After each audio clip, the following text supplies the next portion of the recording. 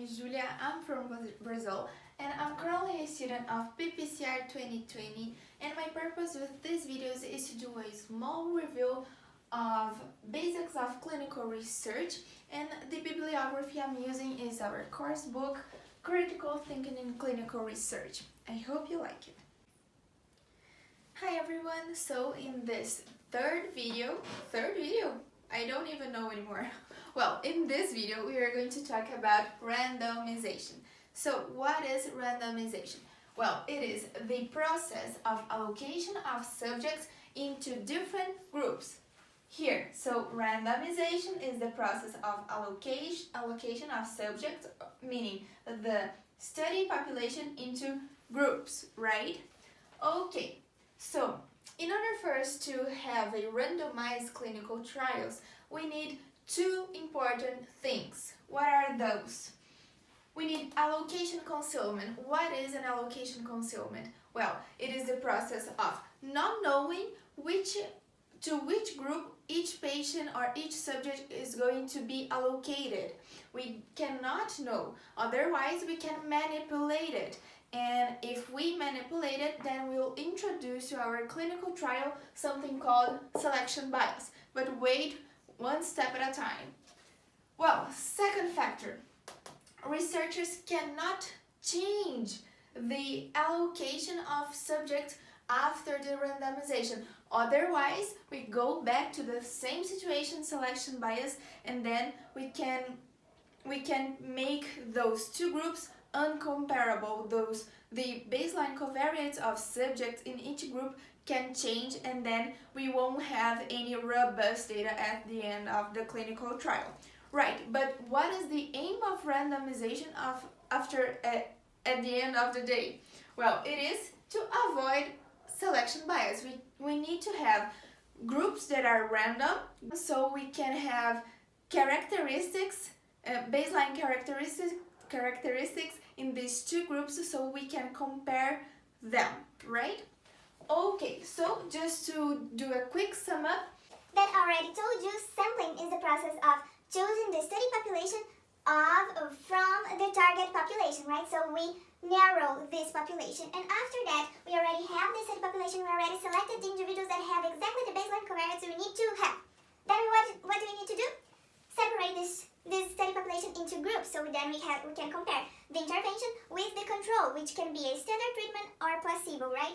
So this is randomization. And what can we have of wrong? What can happen that might bias our results? First, in sampling we can have obviously sampling bias, so the study population, as I told you, does not represent the target population, and thereby it cannot be generalized to the target population. And in randomization we can have selection bias, which is forming groups that are not comparable with each other.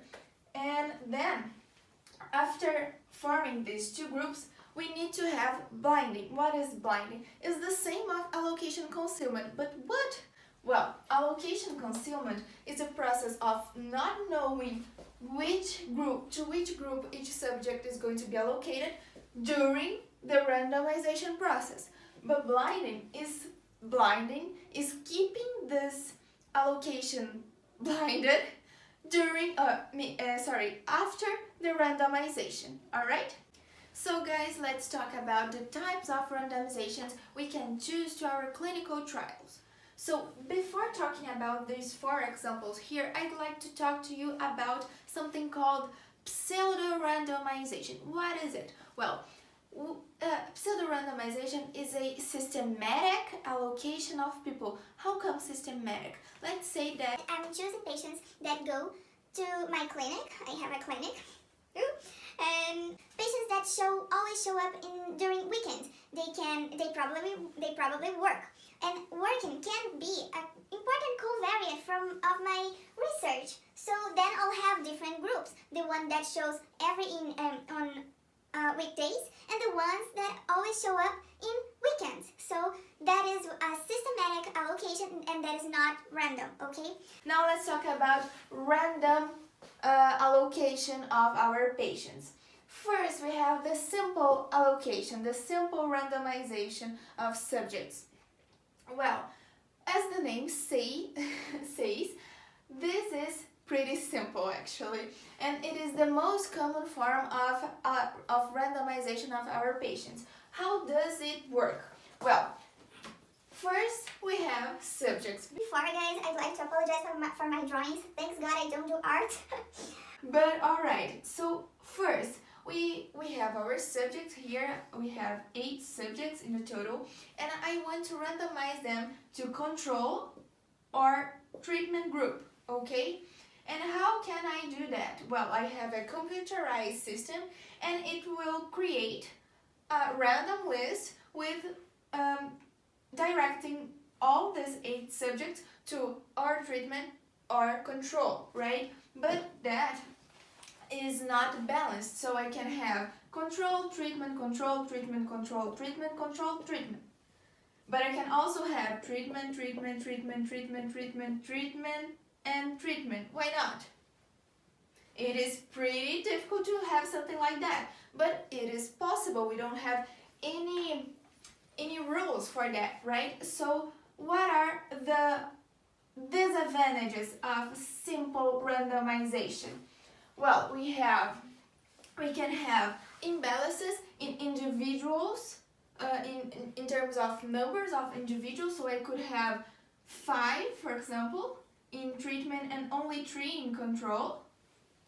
And I can also have imbalances on important baseline covariance of this individual. Let's say that all women here, by somehow, they have renal failure. So renal failure, renal failure, renal failure, and renal failure. That could affect my results at the end of the clinical trial, right? So we have here imbalances in terms of number, imbalances in terms of baseline covariance between groups, and that could make my 2 groups uncomparable. Then I would have any internal validity, right? But there are also advantages. That's why people use it. It is easy, it is inexpensive, it is pretty fast, and you can have the list of randomization in advance, right? Well, second, we have block randomization. What is it? Well, the block randomization prioritizes a balance in terms of number of individuals in each group, treatment or control.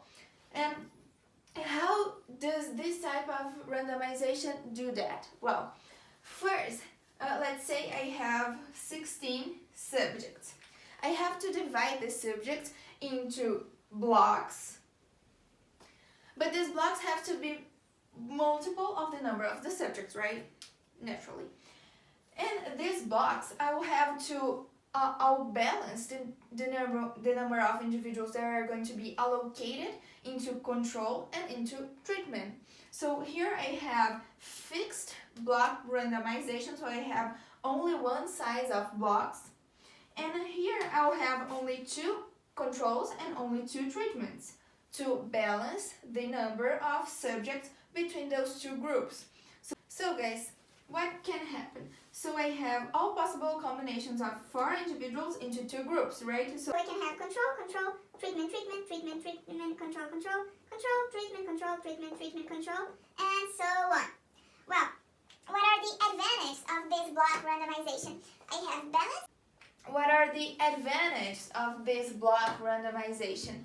I have balance in terms of numbers in individuals, but I don't have balances in terms of covariance, right? So my groups can have different baseline covariance, right?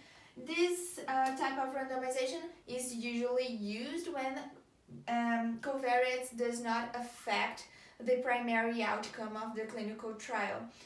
But it has also a main disadvantage, which is that if researchers know the size of the blocks and if they know the prior randomization, researchers can guess the allocation of the last subject, for example. So the randomization can get unblinded, and that could introduce selection bias, as I mentioned before, right? So this is important. And how can we avoid it? We can have random size blocks. So we can have, for example, blocks of 5, 4, 5, or 6, for example. Then the researcher cannot predict future allocations, right? Third type of randomization is the stratified. Why is this used? Well, when we have important baseline covariates, and these covariates, they affect the primary outcome. So it is important that my two groups are balanced in terms of these characteristics, right? So how does it work? First, we divide all this study population into strata, and usually these strata are divided into severity of the disease and study center. But obviously that is just an example. There are lots of other examples. So first I divide this population into these strata, and after that I can randomize these people on the control group and treatment group with simple randomization, which is the most used, or I can mix stratified and block randomization. If I use blocked and stratified randomization, then I'll have balances in terms of number of individuals in control group and treatment group, and balance in terms of baseline characteristics. Well, what are the disadvantages of this method? Well, it is complex. We need to know exactly, we need to have a prior contact with the patients, with the subjects, in order to know what are the subject baseline covariates. And it is not always feasible if we have so many baseline covariates. Why not? Because we'll have small population in each strata. Then we can have groups that are not balanced and groups that does not represent the study nor the target population. And then we have the adaptive randomization, also called minimization. What is it? Well, it is a computerized system, and this system takes into account all the baseline covariates of subjects that were already randomized into groups, and all the imbalances that is taking place in each group, and this system tries to minimize all these imbalances. So we can the advantage is that we can have more stratas, we can take into account more baseline characteristics, we can balance all groups in terms of number, but as disadvantages, we need to have technical expertise, and we do not generate the randomization list in advance.